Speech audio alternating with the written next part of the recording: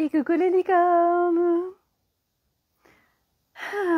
J'aime bien le à chaque live.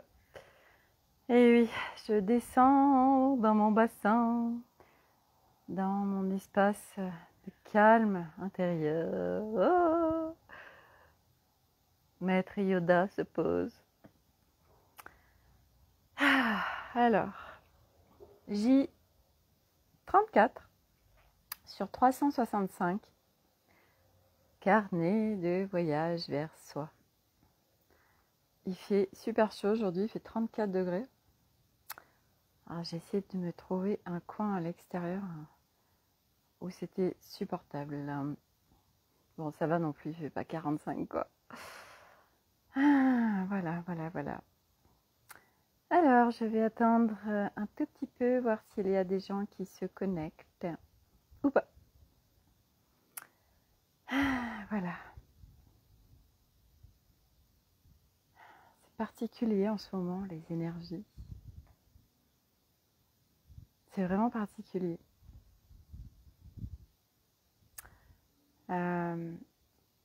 Pour ma part, je suis en plein lâchage de grappe. Pour moi et pour ma famille en fait.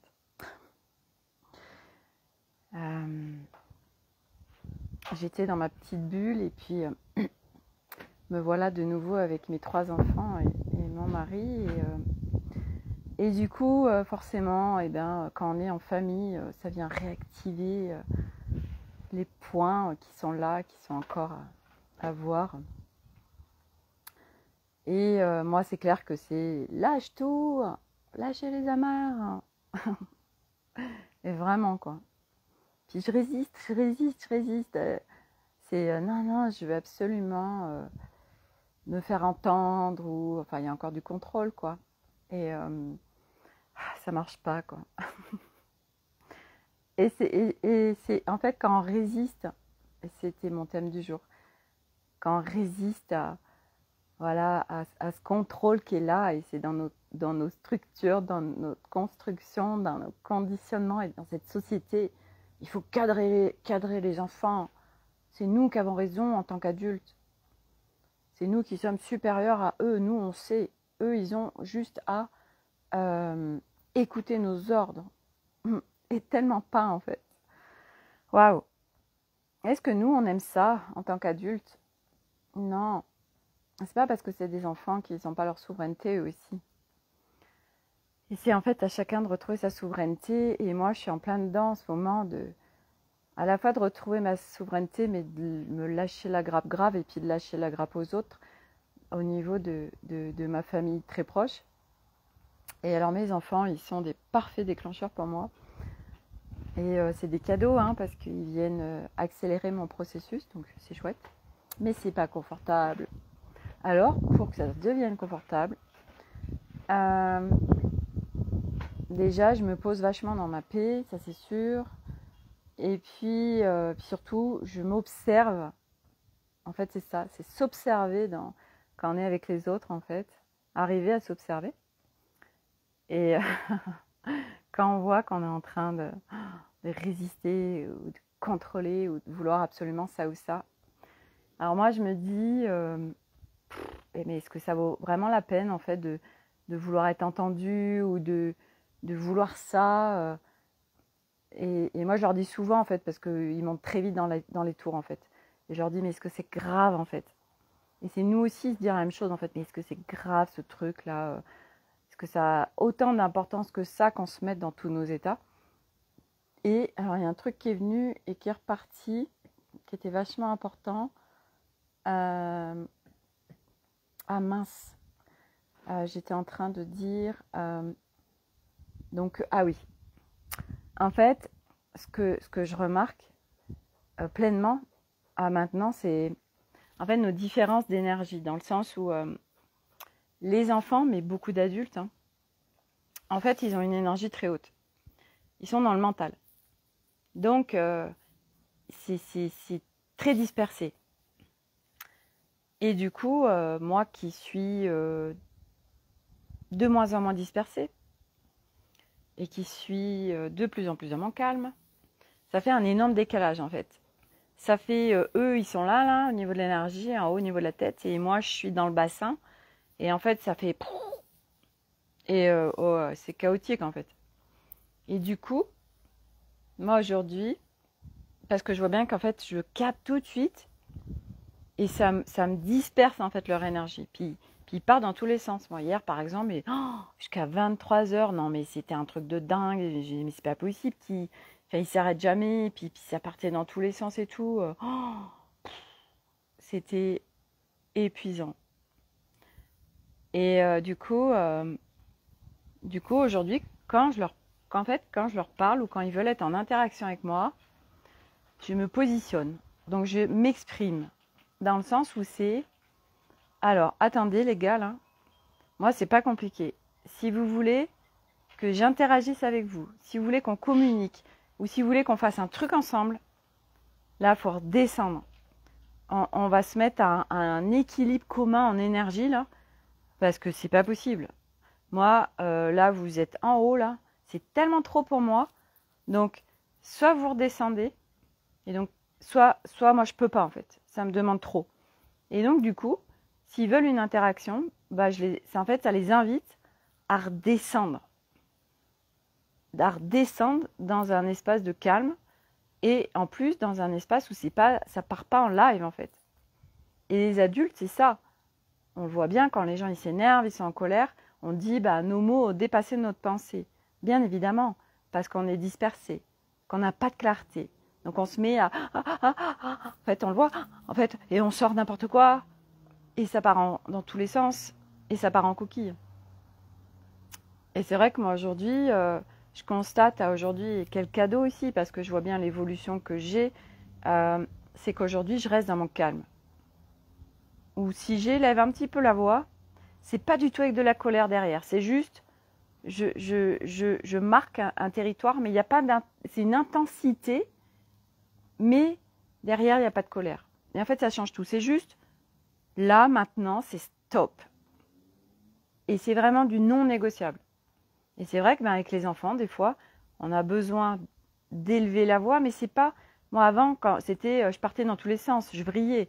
Donc, je mettais en colère. On le sent, la différence quand on est en colère ou si c'est une intensité, en fait. Et moi, la colère, en fait, ça devient hyper rare, alors qu'avant, c'était non-stop avec les enfants. Donc, aujourd'hui, je vois bien que... Waouh, Corinne, bonjour, je prends en cours. Mais c'est pas grave, il y a le replay. Je parlais de comme nos relations avec notre famille, même les gens à l'extérieur, et qu'en fait, de les inviter à nous, quand on est dans le calme, à descendre en fait à notre niveau si on veut une interaction, s'exprimer là-dessus, parce que ça change tout en fait.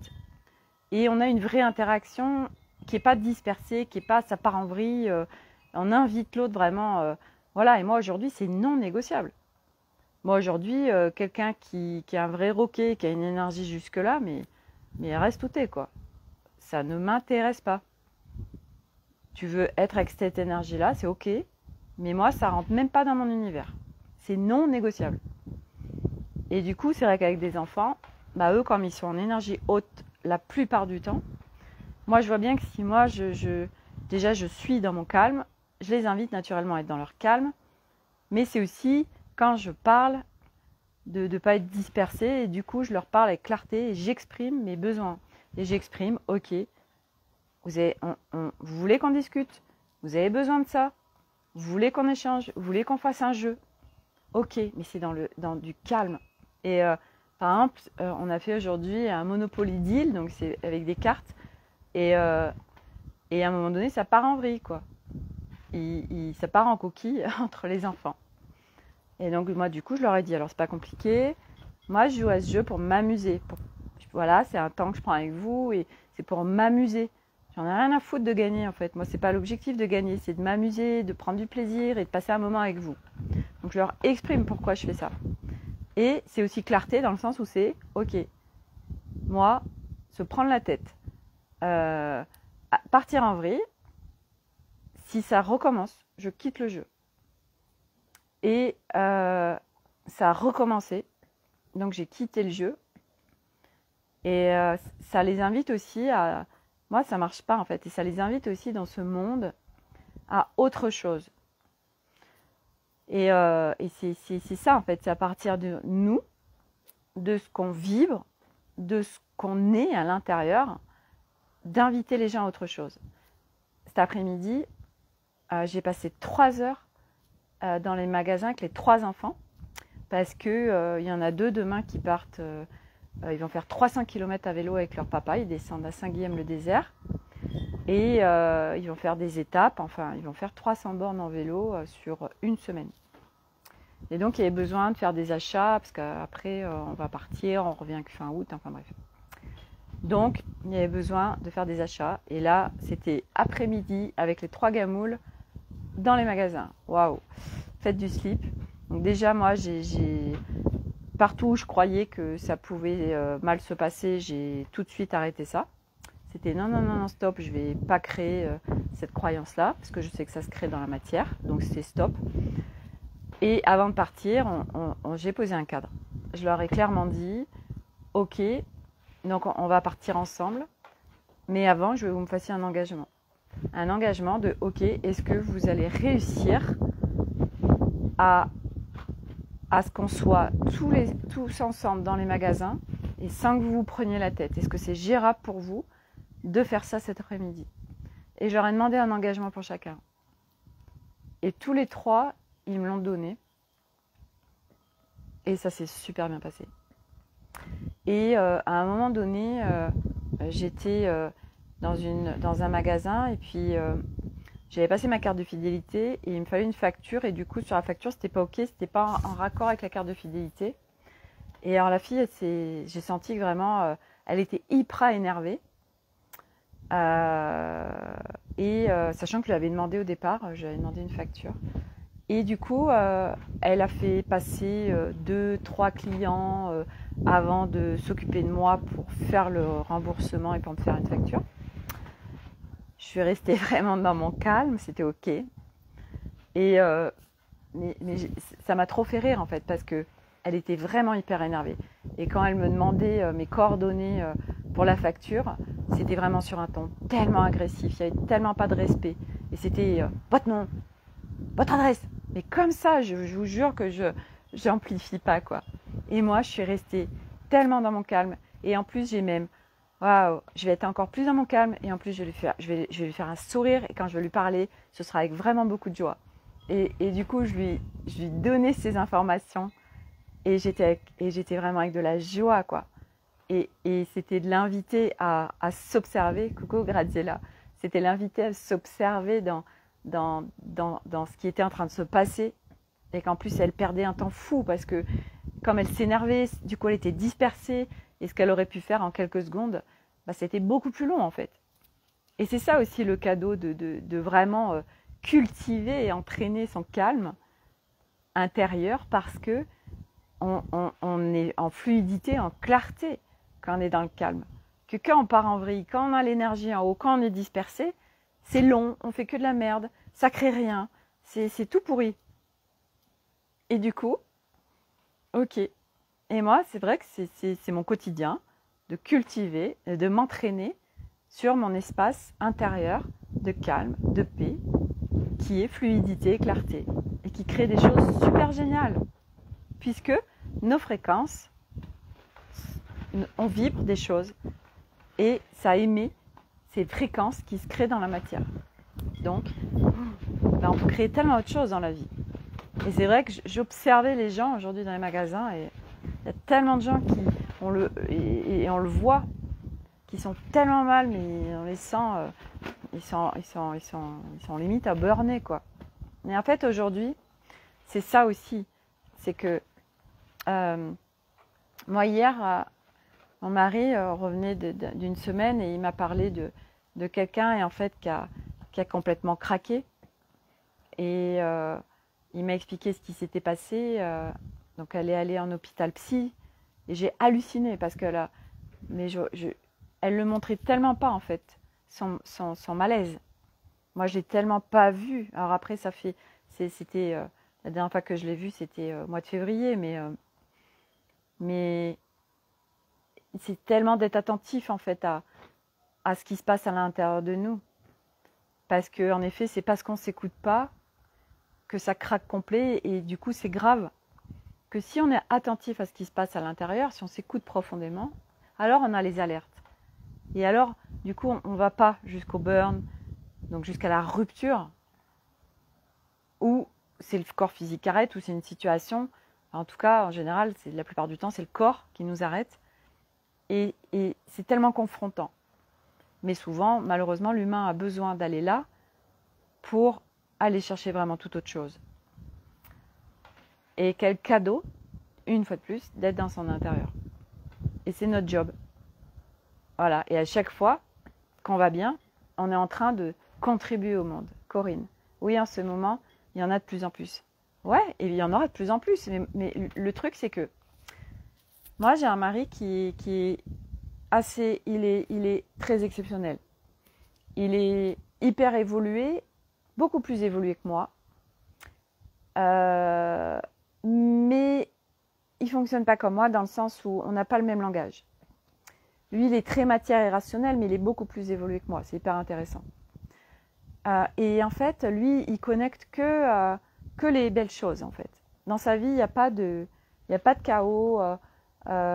Et donc, du coup, déjà, ça ne s'invite pas. Et puis, en plus, il ne le voit pas quelque part parce que ça n'existe pas dans ses sphères, dans lui, sa conception des choses.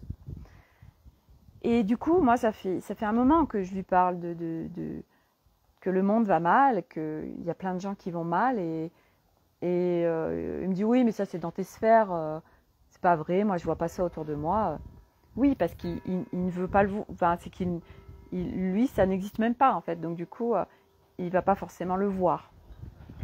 Et quand il m'a dit ça sur cette personne qui est la femme d'un ami à lui,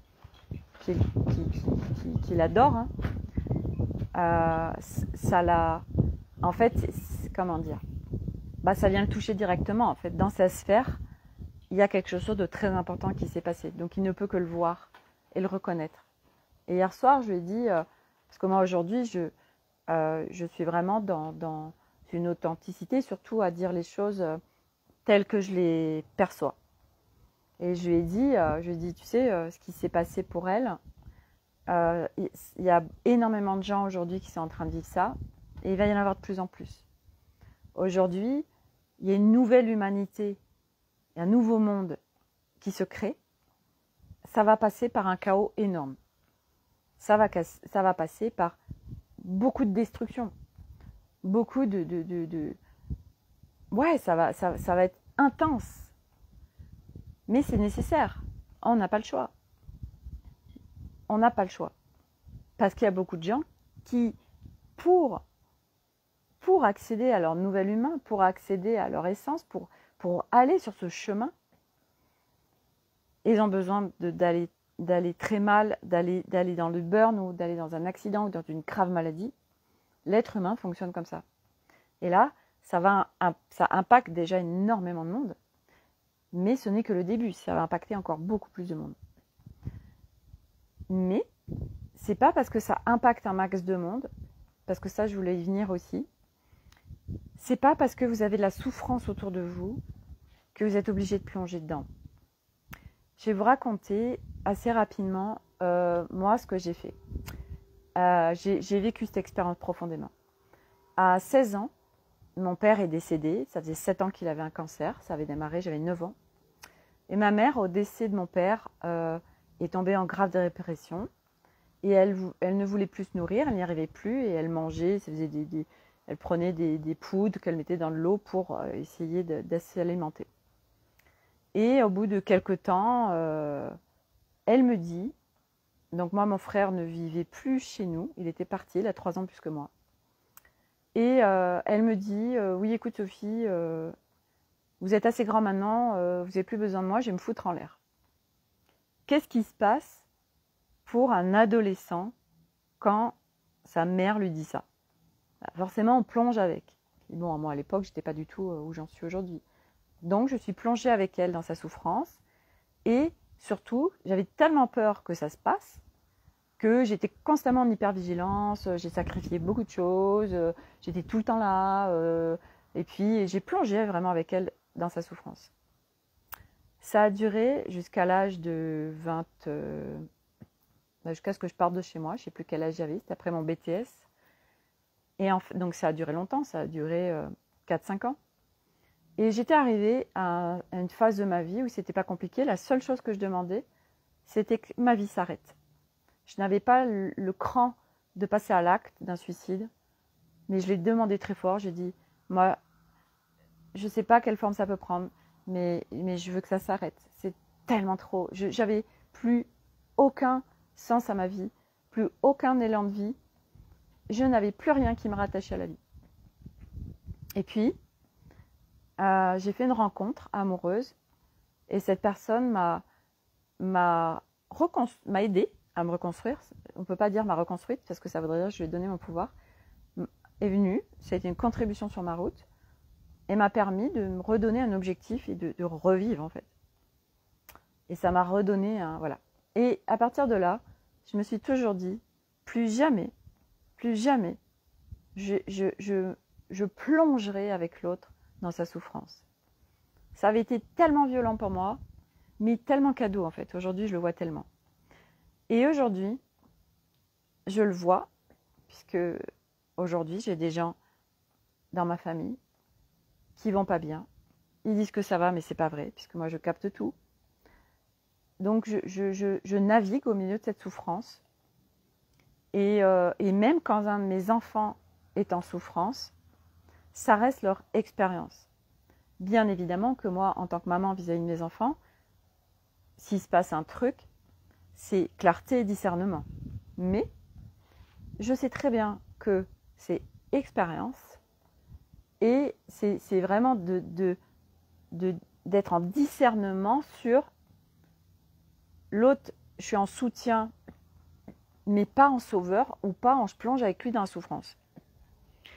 Et ça, c'est essentiel parce que avec tout ce qui se passe et ce qui va se passer, et ça reste une expérience si on le fait, c'est ok. C'est juste que dans la mesure où on plonge avec les autres dans leur souffrance, on ne les aide pas. En aucun cas on les aide, puisqu'on plonge au même niveau vibratoire qu'eux en fait. L'autre fois, je lisais sur un groupe une fille qui faisait Mayday parce que elle venait d'accoucher et son bébé était en réanimation. Elle était vraiment dans une profonde souffrance. Et elle demandait de l'aide. Et moi, je lui ai dit, tu sais, la meilleure façon que tu peux d'aider ton petit, c'est d'être en haute vibration, de cultiver ta paix et le calme et la joie, parce qu'il est tellement connecté à toi et il va le ressentir. Que si tu as peur, que si tu es dans sa souffrance, tu descends tes vibrations. Et lui, il a besoin d'être nourri de hautes vibrations. Donc, pour aider les gens, on a été construit complètement à l'inverse. On plonge dans la souffrance de l'autre et puis, en plus, quand on est nous en souffrance, on a de l'attention de l'autre quand on se plaint. L'autre nous voit, nous regarde, nous donne de l'attention. On a été construit comme ça. Mais sauf que c'est tout l'inverse, parce qu'on plonge, on descend nos vibrations, on descend nos fréquences. Soutenir l'autre, c'est être en haute fréquence, c'est être en haute vibration. Moi, l'immersion que j'ai organisée la semaine dernière, ça a été ça, pour moi, le focus pendant toute l'immersion. Quoi qu'il se passe, quoi qu'il y ait comme down ou truc hyper compliqué avec les participantes, en aucun cas je plonge avec elles. Au contraire, je suis là, je les soutiens et je les remonte parce que moi je suis en haute vibration, parce que moi je suis dans du calme, parce que moi je connecte la joie et je l'insuffle. On ne guérit pas. Il y a des gens qui croient qu'il faut souffrir pour guérir. C'est tellement faux. Ça, c'est une magnifique croyance. Matrice 3D.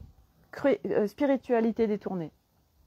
Il y a un max de croyances spiritualité. Et du reste, tiens, je vous donne ce truc aussi parce que j'ai tellement envie de vous le partager. En spiritualité, je vous parle souvent de l'écologie, notre écologie de vie. Moi, je suis quelqu'un, en effet, qui fait qui suis très attentive à ce que mon corps a envie, besoin. Vraiment, j'ai depuis toujours une nourriture très saine. Je prends, par exemple à midi, j'ai pris un jus à l'extracteur. Hier, j'avais fait une petite ratatouille, j'en ai pris un tout petit peu, mais je m'écoute. Donc, quand mon corps il dit stop, c'est stop, et surtout de quoi j'ai envie.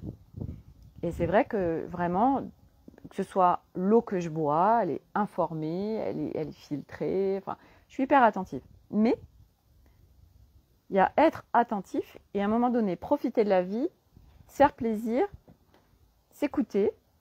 Et tout à l'heure, donc j'étais avec mes enfants, on venait de mettre de l'essence, il était 17h, on avait envie de frites. Et il y avait un truc qui faisait des frites en face. Et ben on a été s'acheter chacun des frites. Et c'était tellement kiffant de manger nos frites à 17h. Mais dans la spiritualité, on va vous dire, bouh, mais c'est pas bien. C'est pas bien, ton corps, il faut en prendre soin. Ok, on est là pour jouir d'une incarnation terrestre. Moi, mon corps, il me disait, il était, youhou, j'en ai trop envie, on va kiffer. Et c'était tellement joyeux, et c'était tellement un moment kiff avec mes enfants. Eux, ils pensaient vraiment que j'allais dire, non, ça va pas bien la tête. D'où on mange des frites à 17h. Et non, et c'est tellement cadeau. Et c'est, on se lâche la grappe. Et c'est profiter. Et de quoi le corps, il a envie, en fait. Et c'est comme ça tout le temps, en fait. C'est à chaque instant, se repositionner, se réajuster, de quoi j'ai envie. Oh oui, j'ai envie de ça, et puis j'ai plus envie, et puis machin. Et toutes ces horaires, il faut manger à midi, il faut manger à 19h, et il faut prendre un petit déjeuner le matin. Corinne, l'écouter, c'est en prendre soin. Exactement. Et l'écouter, en effet, l'écouter, bah oui. Moi, je l'écoute et il y a des fois, il a envie de prendre un jus à l'extracteur et il y a des fois, il a envie de manger des frites et il y a des fois, il a envie de manger un croissant et puis il y a des fois, il a envie de manger des fruits et en effet, il a plus envie de manger des choses très saines et naturelles que des choses, en effet, industrielles et ça, j'en ai bien, c'est juste évident. En fait, de toute façon, quand on s'écoute, les produits transformés, enfin moi en tout cas, c'est pas compliqué, les produits transformés, je n'en mange pas. J'en mange pas et puis j'en ai pas envie. Hein. Puis si j'ouvre un truc produit transformé, mais je mets un truc à ma bouche et c'est est-ce que je prends du plaisir là? Pas du tout. Et moi j'adore en plus cuisiner. J'ai vraiment, je suis connectée aux aliments, aux ingrédients. J'y fais au feeling et à chaque fois, j'adore moi tout ce qui est très goûtu et du coup, c'est même des fois compliqué d'aller au resto parce que je suis même souvent déçue par ce que peut faire un resto et encore plus quand c'est pas des produits frais. Alors ça, c'est même compliqué. Mais voilà, c'est s'écouter une fois de plus. C'est tout le temps s'écouter en fait. Tout le temps s'écouter pour tout. Pour ses ressentis, pour la nourriture, voilà, pour les gens qu'on connecte aussi. Voilà, et qui on décide de connecter et qu'est-ce qu'on ressent là et qu'est-ce qui est juste pour nous et qu'est-ce qui ne l'est pas et qu'est-ce que je choisis et tout ça en fait. Donc bon, il y a tellement à dire. Voilà, donc c'était le sujet du jour. Je crois que j'avais même pas dit de thème. C'était s'écouter profondément et puis se lâcher la grappe parce que se lâcher la grappe, on la lâche aux autres en fait. Et on a tellement besoin de lâcher la grappe aux autres et partout aussi où on fuit. J'avais ça aujourd'hui avec les enfants, c'était une discussion qu'on avait parce que je disais mais comment on peut faire en fait pour que vous arriviez à vivre ensemble tous les trois. Alors mon plus grand il me dit je m'enferme dans ma chambre. Je lui dis mais c'est pas la solution en fait parce que là tu es en train de fuir. Qu'est-ce que toi tu peux mettre en place toi pour que les choses changent? Et je lui dis c'est vrai que ça demande de se remettre en question et ça demande de prendre ses responsabilités. Et je vois bien que c'est tellement compliqué pour tellement de gens et pour les enfants de prendre leurs responsabilités. Mais je prends conscience aussi que c'est en train de bouger et c'est tellement cadeau parce que tout ce qui bouge, tout ce que nous, on bouge en nous, en fait, ça vient faire bouger pour les autres parce qu'ils nous voient faire. Et on les invite à ça. Et eux, mais bon sang, ils vont se construire avec ça, vous vous rendez compte? Ils font partie de la nouvelle humanité. Et ils vont venir inspirer tellement de gens parce qu'eux-mêmes vont devenir ça et vont pouvoir le rayonner autour d'eux. Donc c'est des effets dominos à chaque fois. Nous, tout ce qu'on est, tout ce qu'on crée, tout ce qu'on change. Et il y a un nouveau monde qui est en cours, une nouvelle humanité, c'est pas rien, je veux dire, c'est jamais arrivé tel qu'on est en train de le vivre actuellement. Et c'est d'être hyper conscient de notre contribution à chacun et surtout de notre responsabilité à chacun. C'est pas la responsabilité de lourdeur, qu'on est chacun responsable de l'environnement qu'on crée et de ce qu'on peut créer surtout. Donc, qu'est-ce que je choisis moi comme vie? Quelle vie extraordinaire j'ai envie d'avoir? Qu'est-ce que je peux mettre en place pour changer les choses? En quoi je m'engage avec moi-même pour faire bouger les choses, pour que ça s'arrête, pour que les choses soient plus comme avant? Et en effet, bah oui, c'est du repositionnement, c'est la remise en question sans être constamment, comme des débiles, à constamment se remettre en question. Mais juste se poser les bonnes questions et réajuster. Voilà. Voilà. Donc sur ce, eh bien, je vous souhaite à tous une très belle soirée. À demain pour le J35 du carnet des voyages vers soi. Prenez bien soin de vous et à demain.